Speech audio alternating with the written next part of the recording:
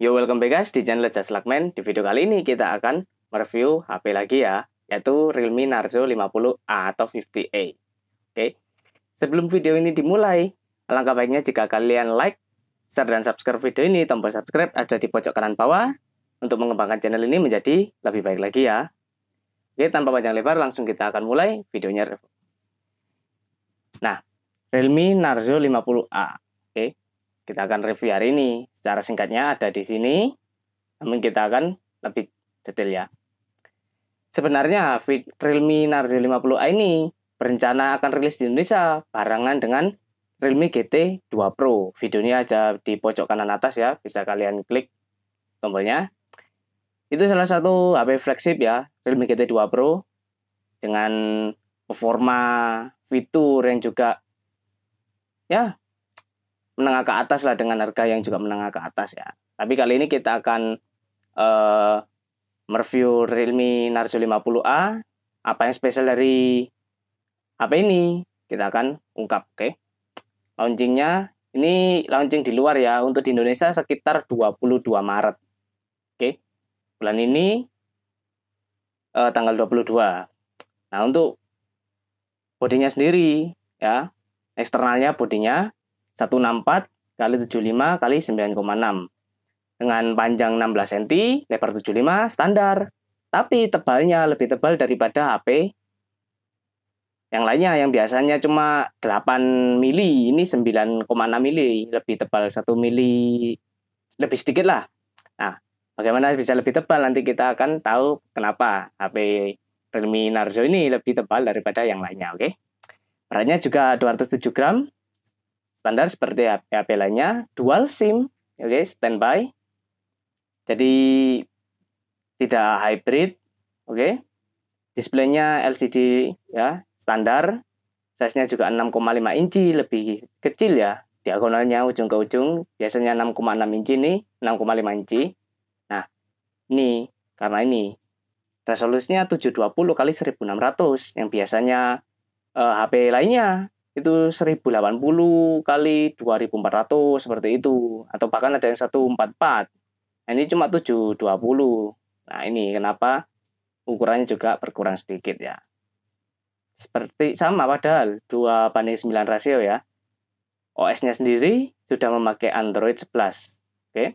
Bisa di-upgrade mungkin kalau Android 12-nya sudah meluncur ya.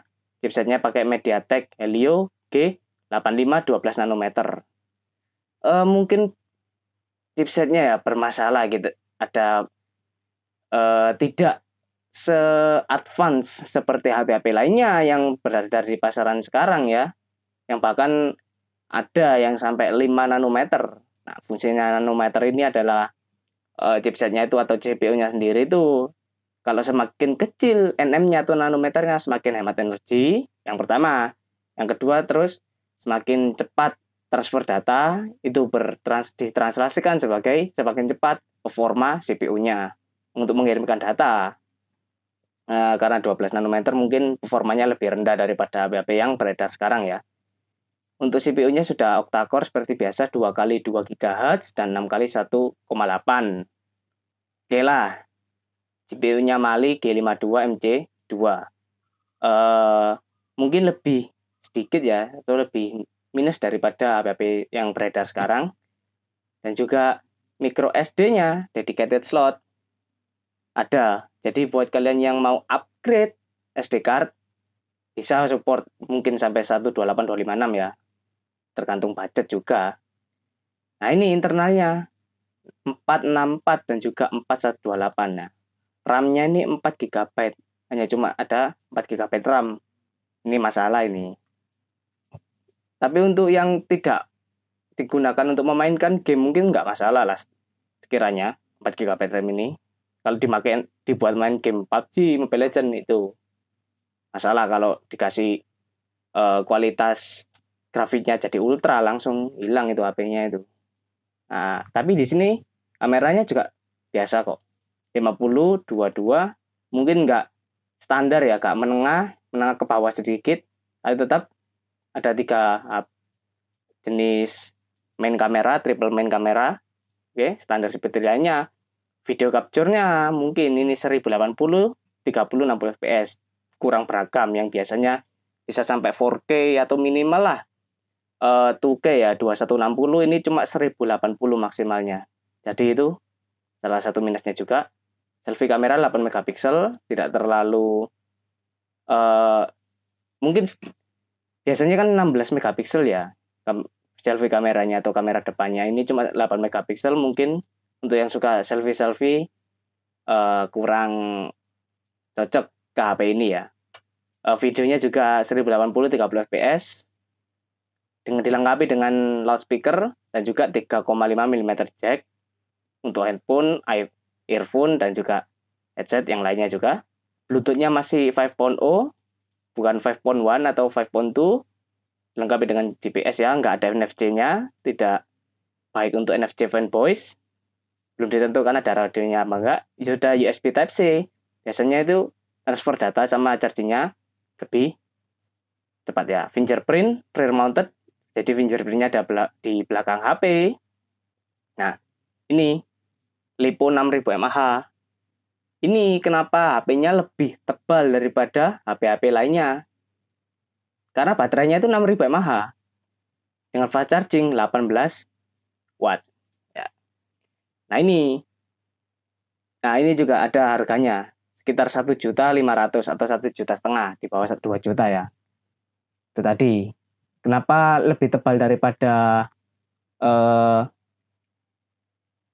HP-HP lainnya? Karena baterainya itu sudah 6000 mAh, lebih tinggi 1000 daripada HP-HP lainnya yang berada di pasaran ya. Oke, kita summary ya.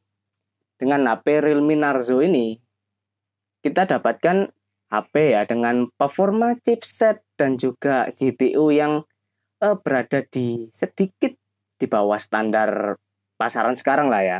Yang mungkin sekarang sudah banyak dikuasai sama Dimensity sama Snapdragon yang 680, 695, 720, lalu Dimensity-nya 1200 juga, Dimensity 800. Ya ini Helio-nya di bawah sedikit, di bawah standar itu tadi. Dengan RAM-nya juga 4 GB, penyimpanannya aman, 64128 lah aman. Dan juga kamera yang kurang bervariasi video capture-nya, tapi tetap 50 megapiksel itu cukup bagus ya. Dengan layar yang 6,5 inci, ya ujung ke ujung yang kurang dari standar, yang biasanya 6,6 inci.